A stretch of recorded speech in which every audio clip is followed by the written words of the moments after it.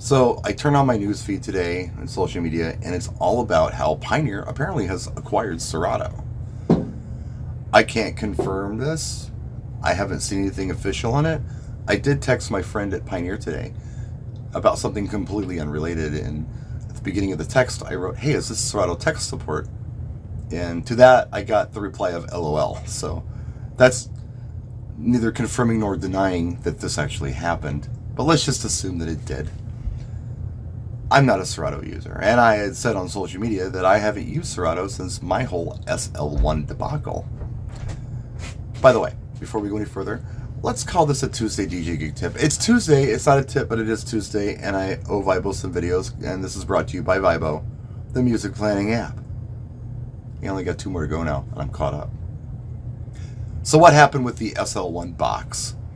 To give you some context, going way back to when I started DJing in the mid-80s, it was all about record players and turntables. Most titles that you wanted to play at any event, being a wedding or a club or a skating rink or whatever it was, everything was available on record. CDs, they were new at the time and very expensive. Records had problems though. I mean, they skipped and there were pops and things in them, and you had some fidelity limitations on a record. Sometimes it just didn't sound great, depressing, or whatever. You can only get so low a bass, and the mids sometimes were kind of harsh for my ear. And there was feedback through the needles. Needles would break. They're expensive. There were a lot of problems, but they're sexy, right? That's what DJs use. And then when the 90s came along, the titles on CDs got better, and they were starting to do back catalog stuff. So it became a viable option for DJs to make the investment to switch over to CDs. And the turntable thing kind of fell to the wayside. Most of the time, you couldn't do the same types of things, manipulating the record and such for mixing and scratching or whatever you were doing on a CD. So you lost that. There were some people who did some pretty amazing things with CDs. My friend Rick Jules had all the early Denon dual players that had the pitch on it and stuff, and he was an amazing mixer with those things. But you still were missing a few things that you could do with records.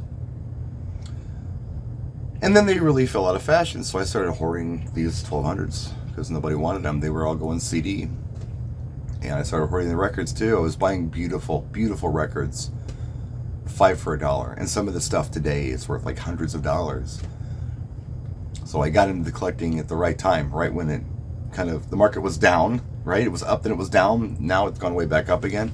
I could never have this collection today if I had started it, I don't know, last week or something. It just wouldn't happen. Anyway, we went all MP3 eventually. We ripped our CDs into our computers. But then all of a sudden this thing came out.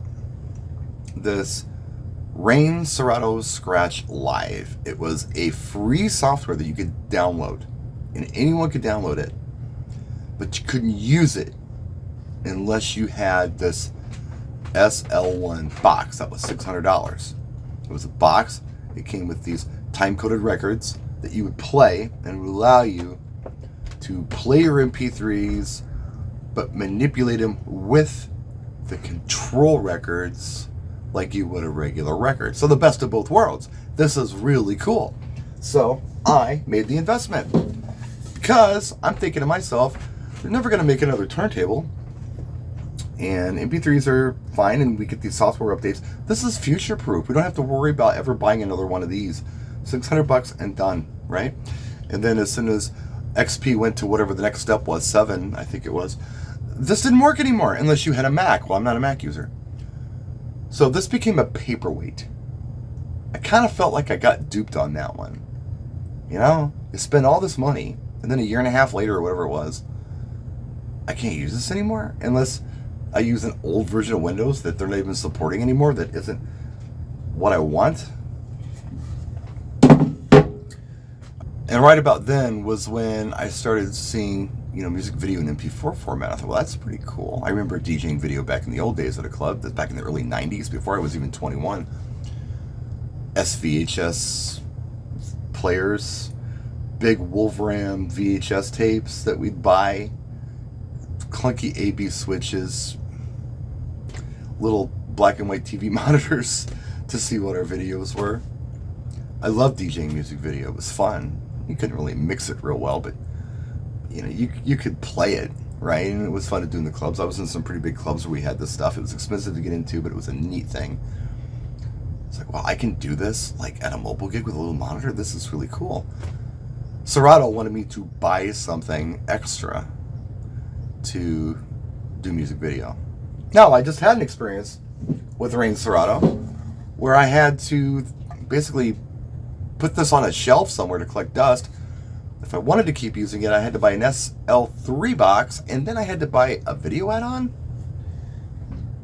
Maybe I don't want it that bad. And then I see VDJ offers this.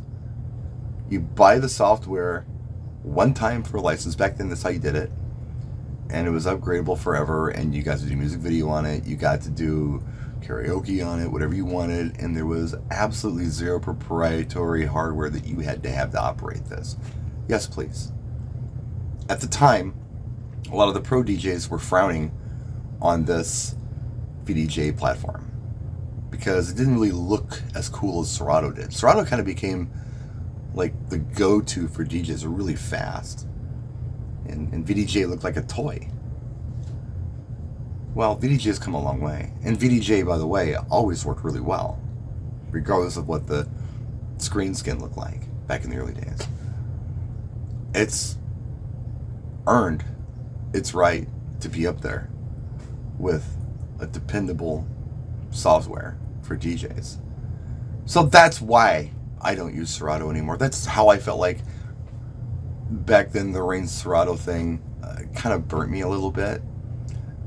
But that's not to say that that was even a bad company, because I know Mike May, he was with Rane, and he was a hell of a guy. I was at the shows. He was always willing to help somebody. Real nice guy, answer your questions.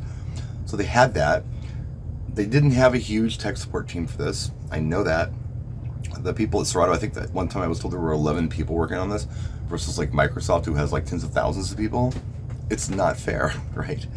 But it was kind of scary when you're thinking about, you know, going all digital and depending on these computer programs, when things keep changing and your hardware becomes obsolete on you overnight.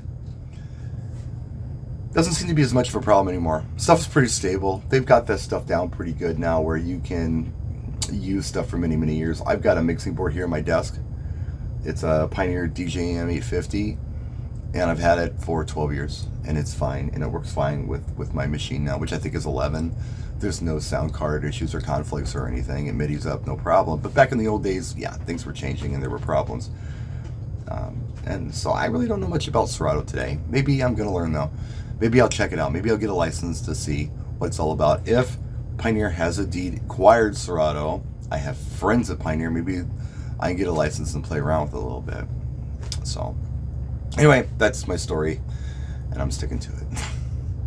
Thanks so much for watching. I really appreciate you guys tuning in so much. We'll do more videos later on this week. I've got a busy week. I've got actually some grandpa stuff I got to do tomorrow. The grandkids need somebody to watch them. And then I got a meeting on Thursday, Friday off, and I've got to be a shuttle driver for my family back and forth to Harley's 120th anniversary, which is happening on the lakefront down here in Milwaukee.